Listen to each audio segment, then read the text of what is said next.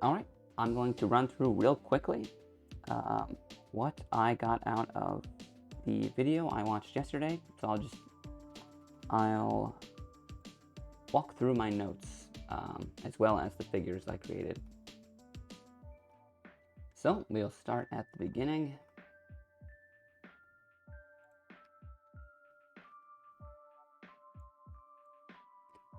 Which is looking at the weekly candles and building a framework for your trade, or establishing your bias. So you're just trying to figure out which direction you think the next weekly candle that forms will form in. Will it form expanding, as he says, to the downside or expanding to the upside? Something you should not do is try to predict the exact close.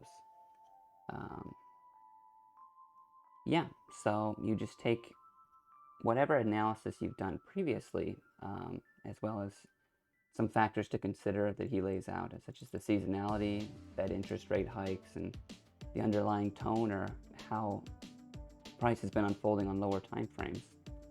Factoring all that in to establish your bias for the week. And in this case, he had established a bearish bias. So he was expecting a red candle, which I have faded out here because we don't know what it's going to do at this point. But we can see that it does eventually end up unfolding and reaching down to this level here. So from that point, once you have your bias established, you move into the daily time frame. And on the daily time frame, as you begin to look for, I guess you would say, liquidity levels, and certain features in a chart that can indicate where liquidity lies. Because, as he says, the market is drawn to two things: stops, aka liquidity, and imbalances. And the majority of liquidity is found on the daily time frame. So that is where perhaps the majority of your analysis should be focused. So we're looking for swing highs and swing lows to determine these liquidity levels. And a draw on liquidity is what makes markets move up and down. At least that's what I got out of it. So these natural levels, these swing lows, will create this pool. You see water waving here of liquidity, which is necessary, as I'll go into that a little bit later, at least my understanding of it. So we have three short-term lows before I move on to the next chart. These two here, and then this one down here. And if we go back to the weekly, see what that looks like.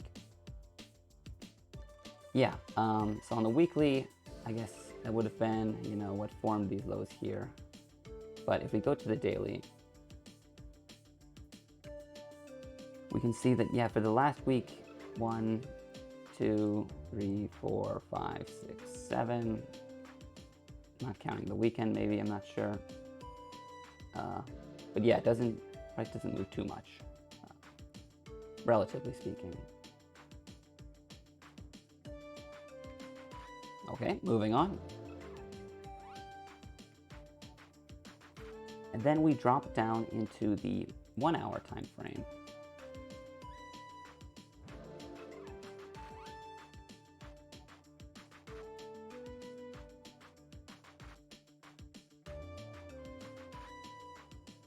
Why can't I draw? What's going on here?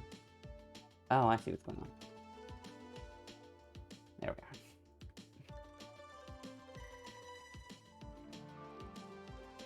All right, but now I lost my place. What was I saying? So we are in the 1 hour time frame, and here we still have our, our bearish bias. And at this point, most of the week has already passed. So in the hourly, this would be like day 1, day 2, day 3, day 4, whatever. So it's been trending down all week as I draw with the arrow here. And then on Thursday, there was a large sell-off. And then the Friday trading session, we formed this consolidation. And this consolidation is where, I guess, all the magic happens, at least what we're looking for in the scope of what is taught in this video. So I believe the next slide I get into that.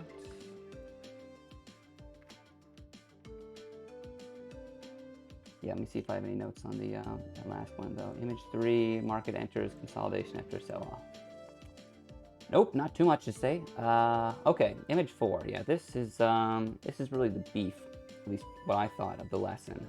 This is where perhaps the most enlightening points were made.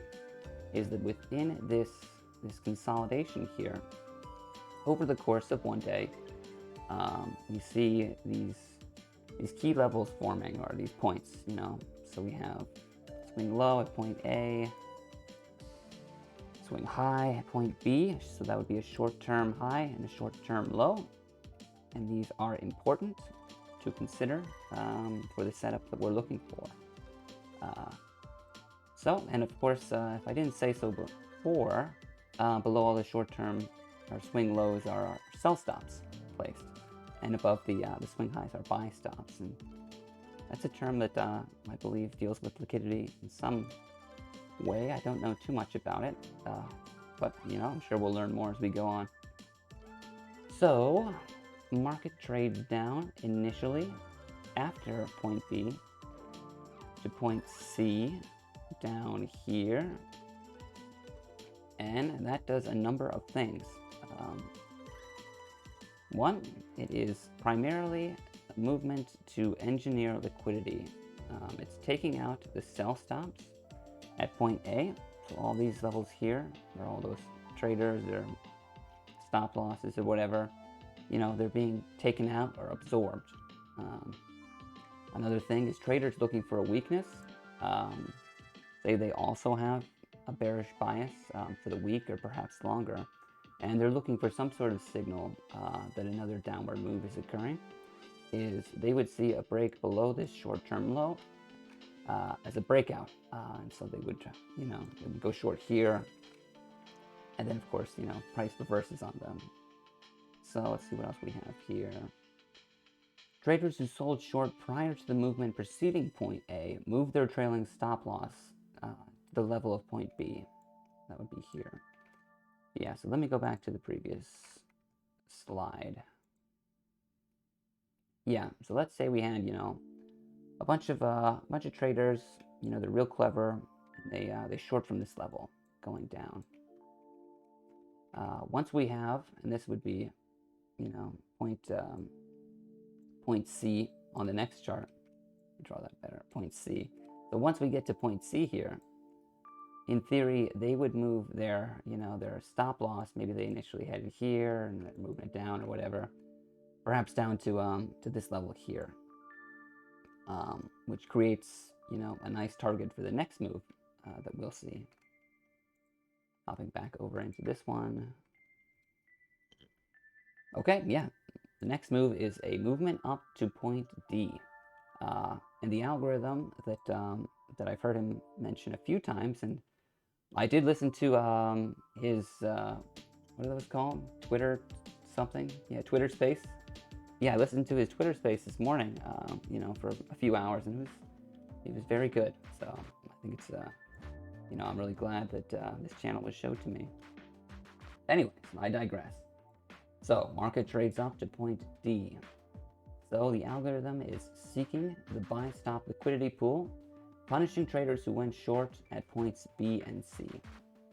Okay, yeah, so all the people at point B, perhaps they have their stop here, they're going down, maybe they didn't get out of it because they expected, you know, another move down. And we have price come back up very quickly, 1 hour time frame. So within 2 hours, we have this this large range, you know, that's taken 1, 2, 3, 4, 5, 6, 7, 8, 9, 10, 11, 12, 13. So over 13 hours to kind of establish this this span of price. But within 2 hours, you know, we swung from one end of it to the other end of it. So once it reaches point D, we're stopping out the short trades who made their trailing stop losses that I mentioned earlier. Buy stops are converted into market orders this creates the counterparty necessary for smart money to sell short at a higher price. And that's something I found very interesting, is viewing the price movement as a way to efficiently deliver, you know, an exchange, or efficiently provide an exchange between the buyers and the sellers, because there has to be, you know, buyers if there's going to be sellers, and there has to be sellers if there's going to be buyers. Yeah, and so in this case, the sellers are the smart money, and they want to sell high. So how can they sell high? Is they need buyers, and these buy stop levels, they represent a pool of buyers. So if they can just get price up to this level, you know, they can sell really as much as they want, or as much as they can, before another movement down. So that would be, you know, they're just looking for a counterparty, or the liquidity, however you want to call it. And apologies if this is malicious understanding. So the takeaway is, anytime a significant price move is expected, always anticipate some measure of a stop hunt on buy stops where the short-term price is taken out. So yeah, so that would essentially be what this is a stop hunt. Okay, yeah. But we're not done there. No, we continue. So far we've gone from the weekly, right? Weekly time frame, to the daily, to the hourly, and now we are in the 15-minute time frame, because I believe we're looking for a specific event or a specific setup to unfold. So where are we? On the 15-minute time frame, the appearance of equal highs is mistaken by some traders as a reliable resistance.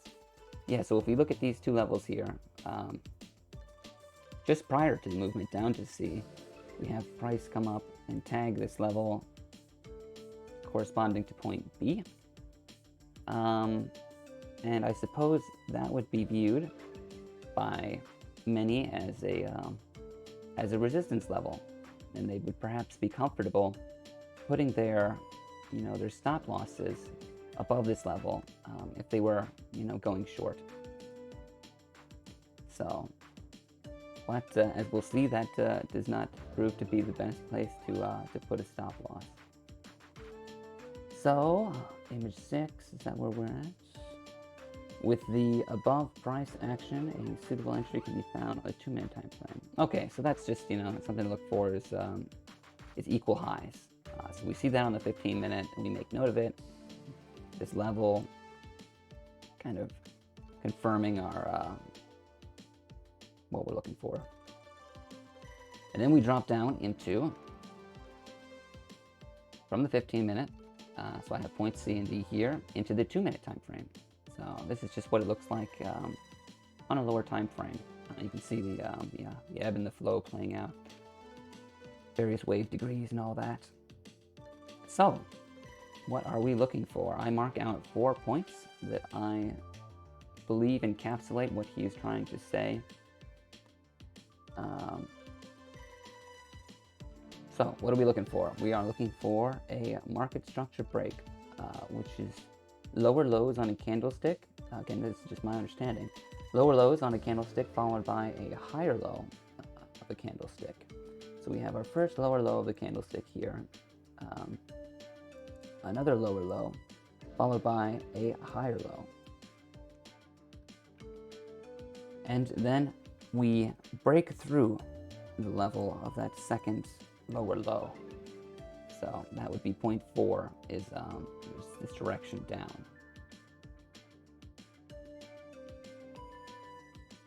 And what's important when we're breaking through is that an imbalance is created. Yeah, I don't really do a good job in my notes of explaining what an imbalance is, because I'm already a little bit familiar with the concept, so I didn't feel the need to go into it too much. But yeah, nothing I can draw in here, so I'm gonna have to we have to improv. Okay, so imbalance, you know, the way I see it and the way I believe he described it in the video is just over the course of 3 candlesticks, you know, one of the candlesticks, the middle candlestick, creates a gap between where the close of the previous candlestick was, which I guess would be here, and where the open of the, or not the open, yeah, it's hard to describe, where the overlap of the next candlestick is. So it's all about overlaps. So if we project this candlestick forward onto the next candlestick, you know, we have this pink area. And if we project the range of this subsequent candlestick back on the previous candlestick, you know, we have this area. And then what's left, this area, is the imbalance. And that signifies the price wasn't efficiently delivered. So there were sellers, but there weren't buyers, or something like that. But anyways, it's something that we can aim for as a possible entry for a short position. Is price seeking to return to the imbalance and fill it efficiently, you know, delivering orders or whatever. Yeah, and apparently that's something that the algorithms that drive the price one way or the other are particularly keen about. They love those imbalances. So one more thing that I made note of is where we're putting our target. So what are we looking for, or what level are we reaching for when we enter a short trade? So if we have our short here, let me just draw that out.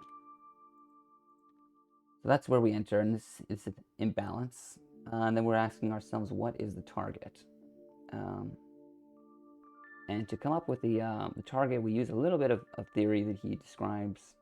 Again, this is based on, you know, just one video and very shallow understanding of market structure that I've built up over the last month or so.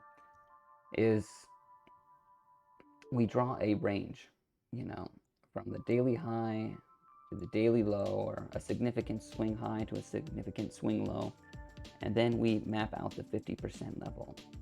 And anything above that level will be the premium, and anything below that level will be the discount. So as we are selling short, and as the algorithm is selling short, it wants to cover its position in the discount. You know, that's where it would make the most sense algorithmically. Anyway, to exit. So what are we looking for? Okay, so again, we have another imbalance. Just like before, you know, it's just whatever's not covered by these previous and subsequent candles. That's the imbalance right here. So that's target 1. And the second thing we look for is those liquidity levels for the swing lows. So we have a swing low here, and it's as I mentioned earlier, that signifies the sell stop level would be somewhere below that. And if my understanding is correct, these are also, you know, swing lows that have sell stops underneath them, but just not as significant. And there's not a confluence that we have here with the imbalance. So it's kind of the two of them together. The way I see it, it's really special. We have those two things together, and of course we would, you know, have seen that before we entered a short position. But then we're ready to go short. Of course, you know, he mentions a lot more in the video, but I don't think it was not part of my scope to try to capture everything he says, just what I believe the most relevant portions are. And one more thing I will say is that if you didn't get in on this imbalance, is that you could drop into, you know, a lower time frame and look for other imbalances to get in on, because just because you don't get on one, you know, it doesn't mean the whole trade setup is ruined. So yeah, I think that's as much as I gathered from the first video.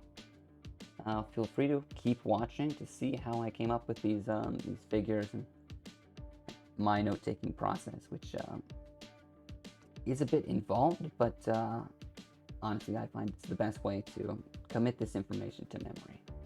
So thanks for watching, and I'll see you next time. All right, we are recording.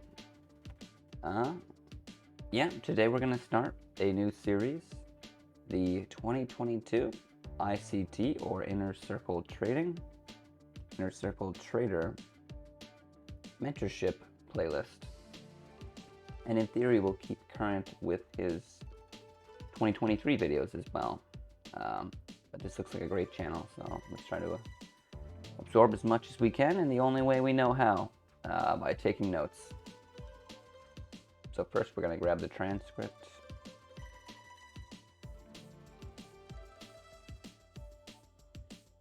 Elements to a trade setup.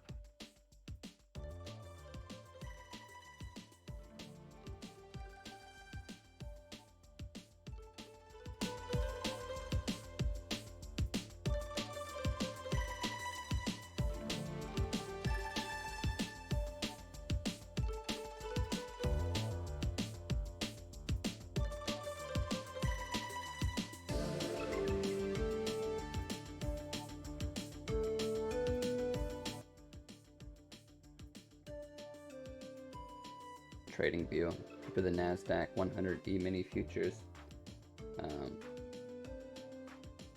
which is, I guess, NQ. Is that what I'm seeing over here? I should add that to the favorites.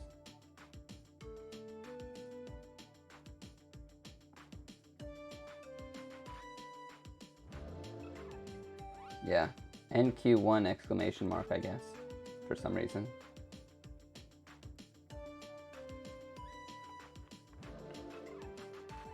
But if I switch back and forth, we can see it's the same chart.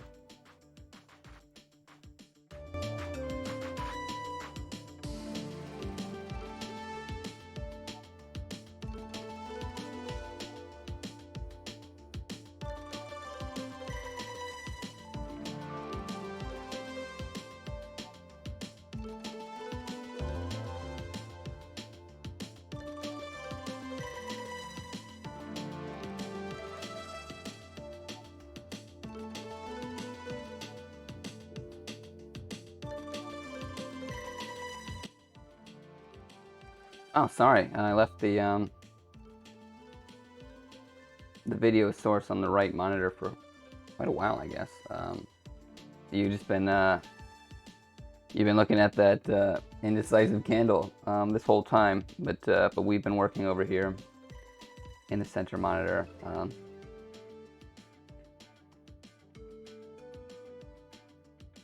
You didn't miss too much. Basically, just watching and making note of important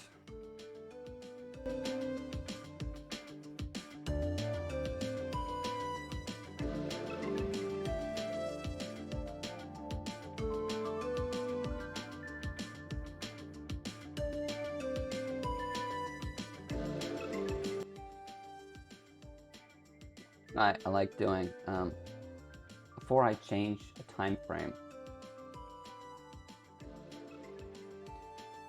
say going from the weekly to the daily, is just to draw a box so that I can kind of keep my frame of reference, because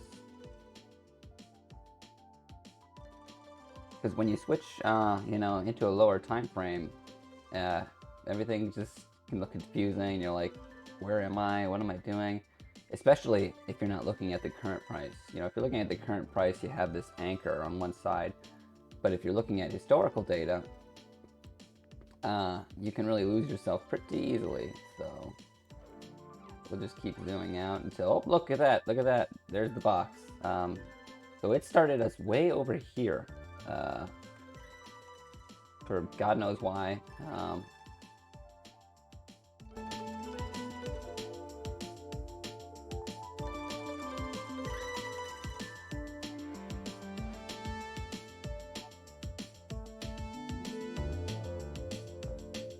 It's so easy to lose yourself in the charts.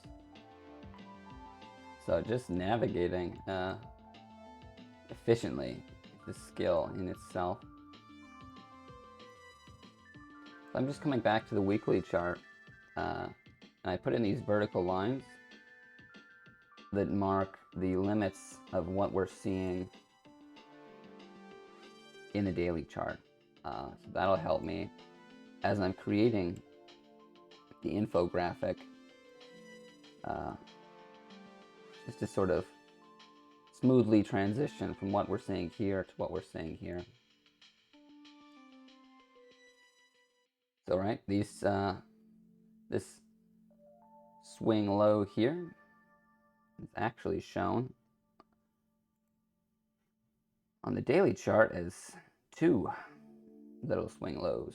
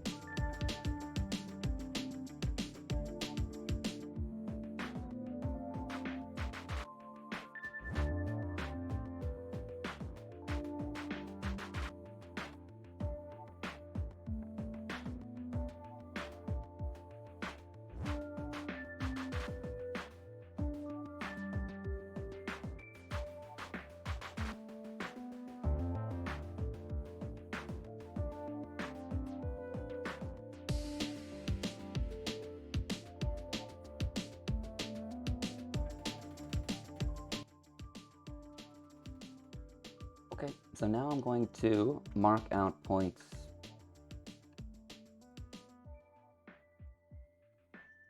A, B, C, and D on our trading view chart, just for a little added clarity.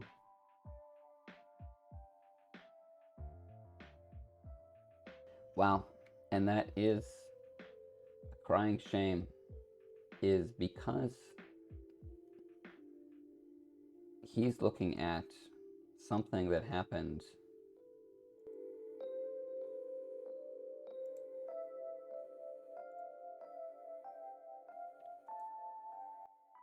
over a year ago.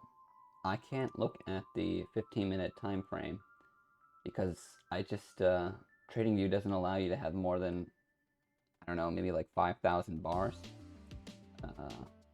for any data set for a time frame. So I guess I have enough bars for the 1 hour, but I don't have enough bars for the 15-minute. So we'll just use his chart that he has in the video. It should be, more than sufficient.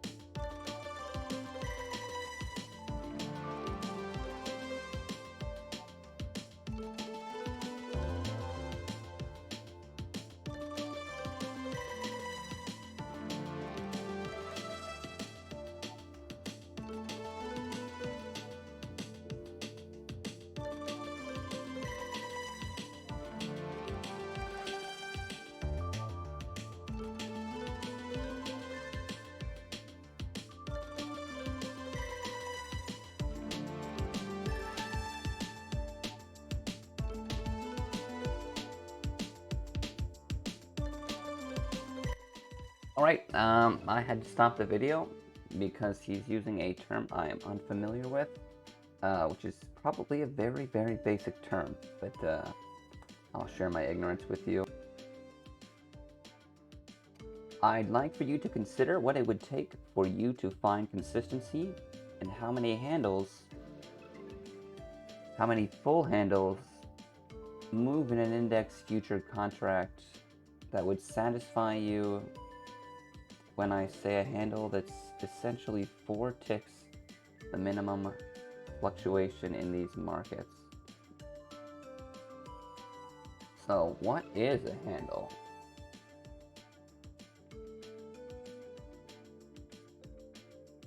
Actually, let me grab the URL of this video so I can put it in the description because I always forget.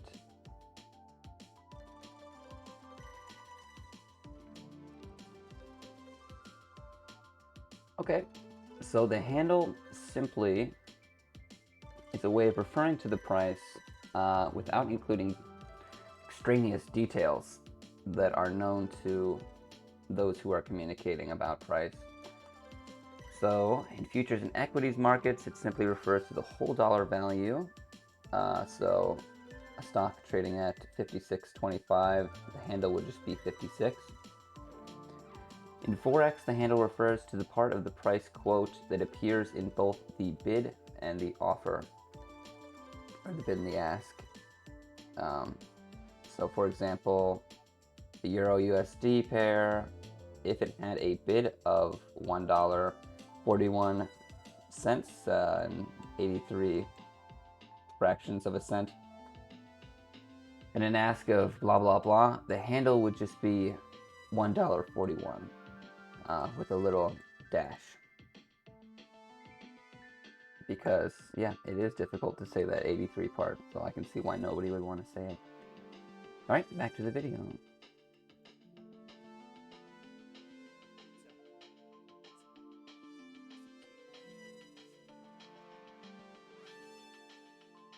Alright, he just contradicted what I said. I don't like it. He said, when I say a handle, I essentially mean 4 ticks. See if I can find that.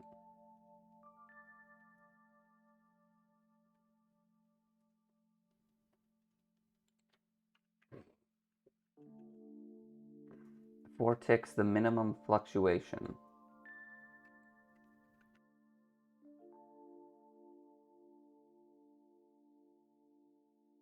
Alright, yeah, so he basically is just using different phrasing to explain the same idea. So he says,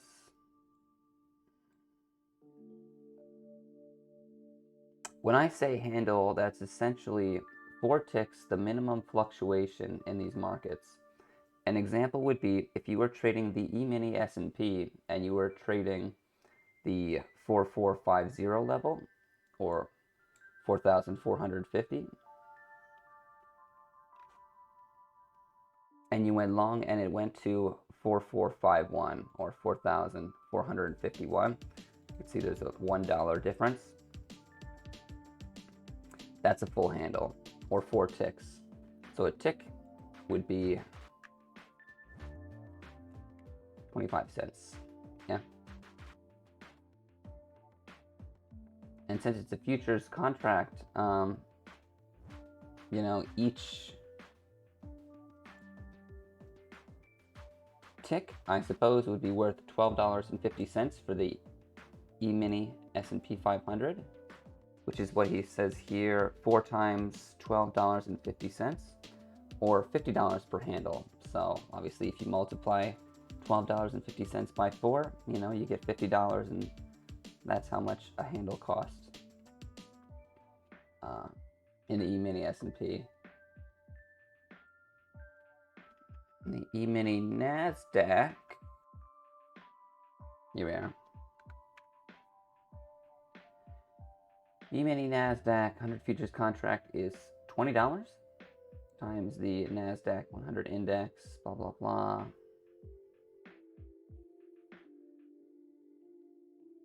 Okay, and just a little bit more on ticks. is because something interesting. Investments may have different potential tick sizes depending on the market in which they participate. For example, the E-mini S&P 500 futures contract, which is what we're talking about here, has a designated tick size of 25 cents. So that's why he says, one handle or $1 is equal to 4 ticks, because in this case, a tick is 25 cents. While gold futures have a tick size of 10 cents. Yeah, because when I hear tick, I just think of the standard definition, or perhaps the most common one is just, 1 cent.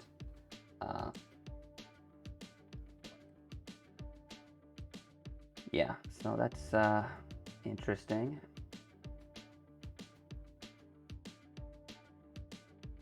The price will always be quoted at some multiple of the tick. So for example, E-mini futures contract currently listed at $20. It can never be found at $20.10 because this 10 cents portion isn't a multiple of the tick value. So we would have to move all the way up to $20.25 before you would see a change.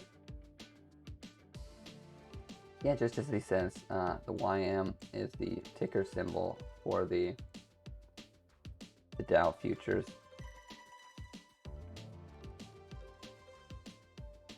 I don't really want to be learning